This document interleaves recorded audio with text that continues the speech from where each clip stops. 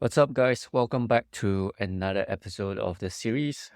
Hope you're enjoying the series so far. In today's video, we'll be continuing where we left off.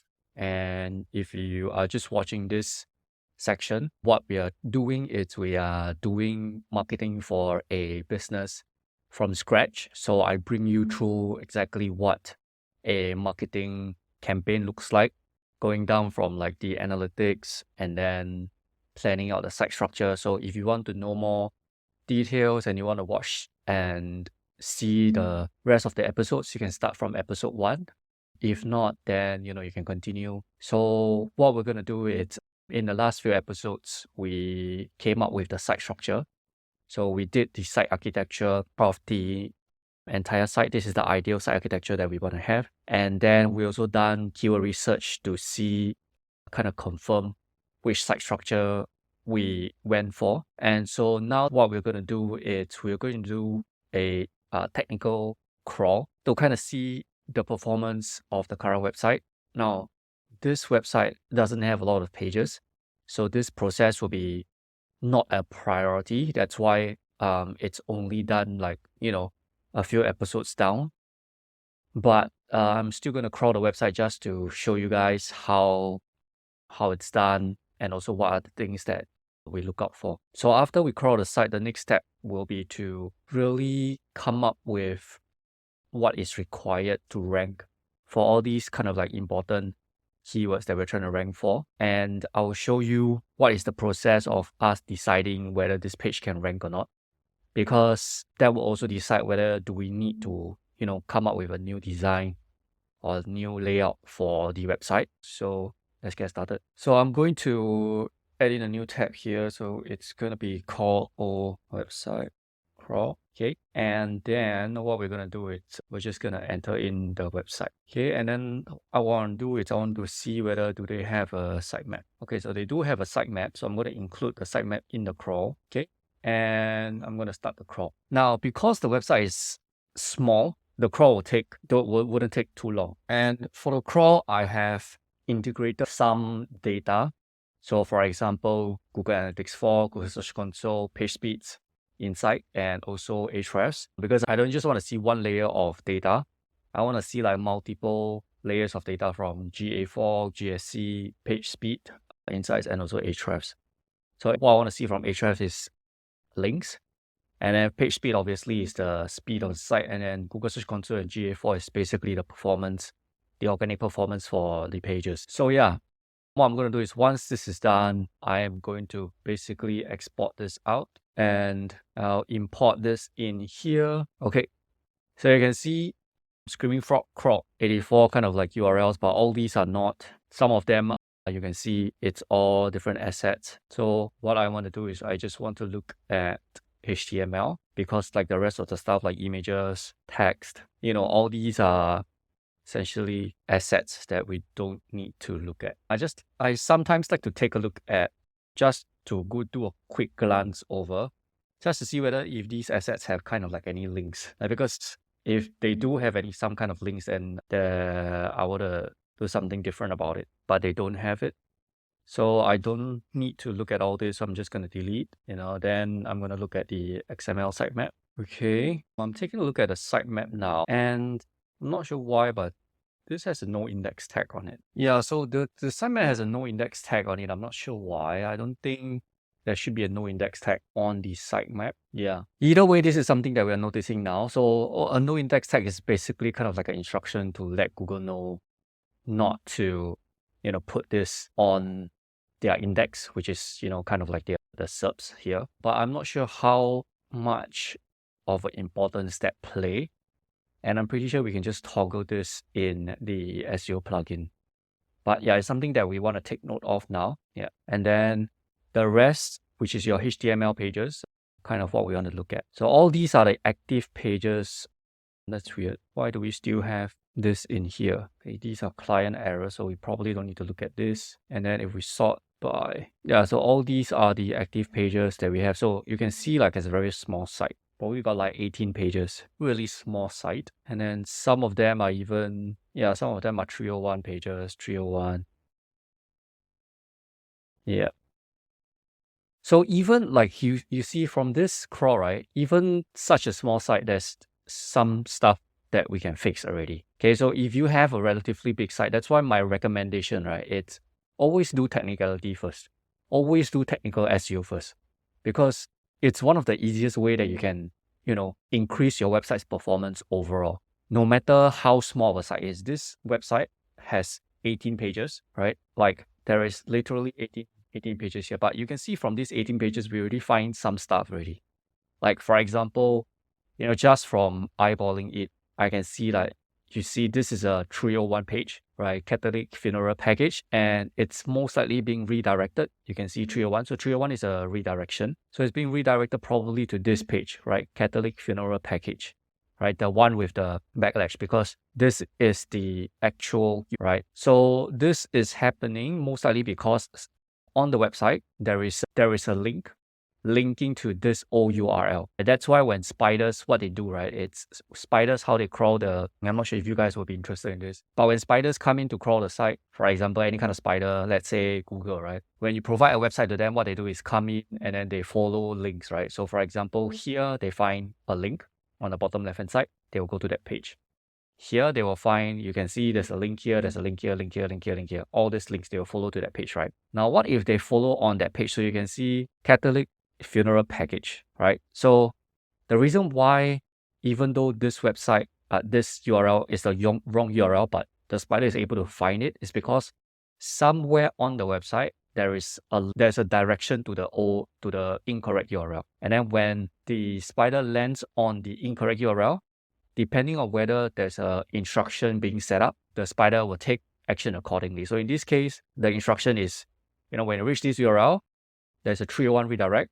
So redirect to the correct URL, okay? And this Catholic funeral package you can see here, okay? On the bottom left-hand side, this is actually the wrong URL. The correct URL is the one with the backlash.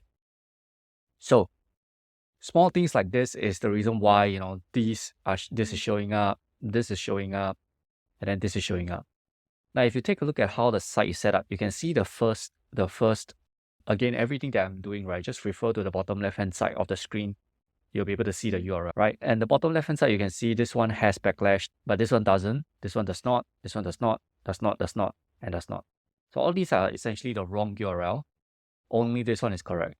And small things like this, if a developer is working on the site, well, if they are a good enough developer, if you ask me, this will be taken care of because it shouldn't even be linked to the wrong URL instead.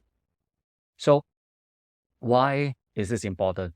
You may ask, like, eventually all these people will reach the correct URL anyway, right? So why does it matter if, we are sending them to the wrong URL?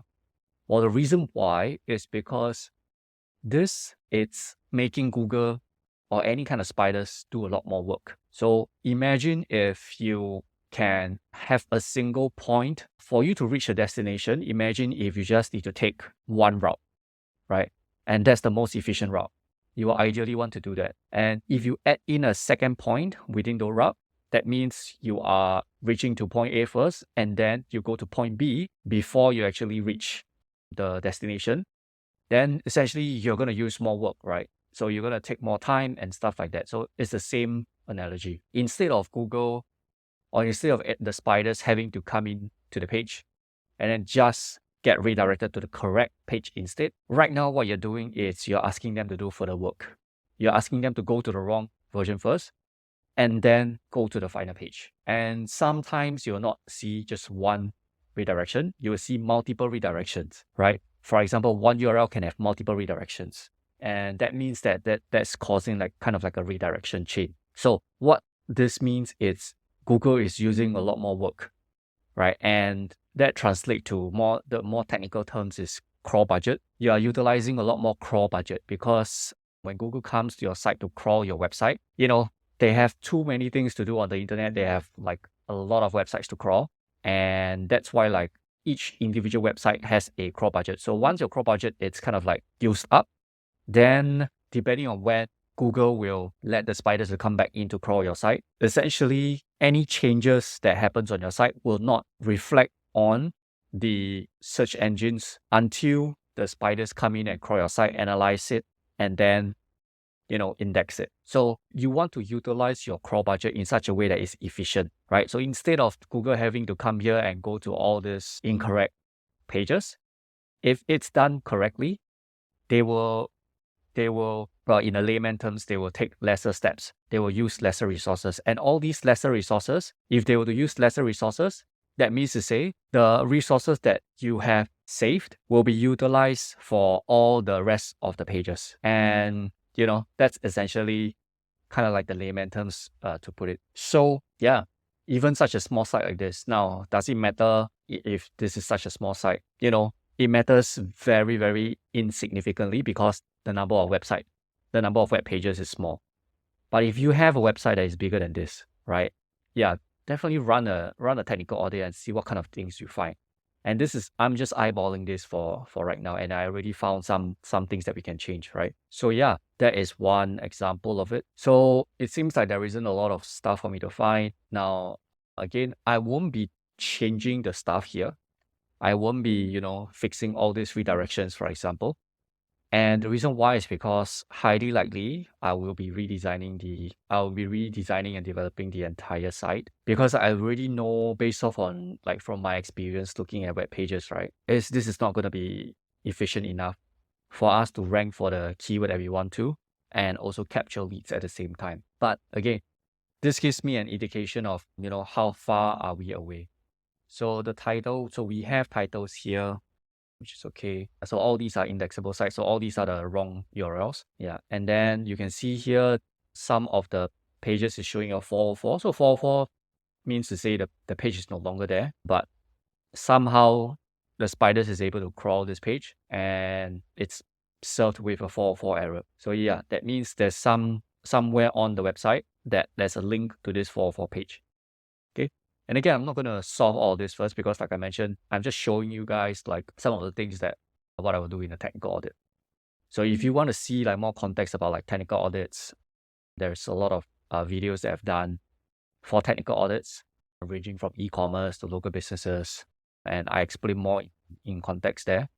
So if you want to watch that, just go to my YouTube channel and then search for technical audit. You'll be able to find a few examples there. So yeah, it's always a good idea to take a look at what's going on technically. So yeah, meta description. Okay, so this is not good. So you can see meta description. Wow, why is the meta description off in a row? Okay, let me just go in and take a look. Yeah, so you can see the meta description is all duplicated, right? So yeah, definitely not something that you want to see. All of them is duplicated. Okay, this is interesting. Now, why is there two meta descriptions that I'm seeing here? Okay, because by right, there's only supposed to be one meta description, but we are having two. Interesting. Is this new? Yeah. I'm not sure what is going on. Yeah, not sure why this is set up like that. But again, this could be from the backend of how the plugin is set up, how the CMS is set up. But I'm not too worried about this for now. Because like I mentioned, if I'm running a technical audit, then these are the stuff that I want to fix immediately. But right now I'm not going to fix the technical audit. I'm just looking at, some of the stuff. So you can see all these are duplicated, right? We do not want a lot of these. And then I also want to take a look at the speed. So where is the site speed? Yeah, so the performance is here. So it's not too bad, but it's not good either. So we definitely want to improve the speed a little bit. This can be done by a lot of methods. We can minimize the size file for all the images.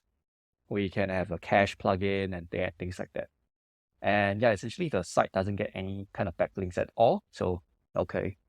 And then if we take a look at the views, so you can see there isn't a lot of things for us to see here. This will obviously be the homepage, right? Yeah, so the homepage gets the most sessions and stuff. So now, if you have a big site, the reason why you want to look at this is because this will show you what pages you need to fix first. Because these are the pages that kind of ranked according to priority, right? You want to work on the pages. One of the ways that you can work on which ones to optimize is to look at pages that have the most views, right? Can you select the top 5 or top, depending on how you segregate out. And then you want to work on these pages first, because the reason why is because these pages have the most views, or have the most sessions, or have the most engagements and stuff like that. So yeah, I think we are in a place where we definitely need to improve the website overall. So yeah, so this is a very, very short kind of like technicality of this section, I guess. But it's a lot more of me just explaining what I'm looking out for and stuff like that. So I think what I want to do, right, because in the next step, what I would want to do is I would want to start to create kind of like a ideal page design for all these pages, for service pages and stuff like that. So I do think I want to start the next episode with that and end this episode with just looking at a really quick understanding of technicality, why it's important and stuff. Because since I'm doing this series from start until the end, right? Technicality usually is one of them, and I don't want to just leave it out. But because the website has so little pages, there isn't a lot of things that I want to look. I can talk about simply because of how small the website is. So yeah, I think I'm gonna end it here. This will be a relatively short one. I think probably the shortest video of this series. But yeah, hopefully this helps for you to better understand technicality. And in the next video, what I'll be doing is I'll be starting to come up with the site formatting, the web pages formatting for each individual pages. And then what we need to do is we also need to develop them, right? So yeah, that's all for this episode. It's a really quick one. Hope you enjoyed it. Hope you like this kind of videos. And I'm curious, let me know if you would want me to, cut out some of the, right now I am cutting out all the time when there isn't audio. So if you want me to leave that in, I'm not sure if that it's helpful.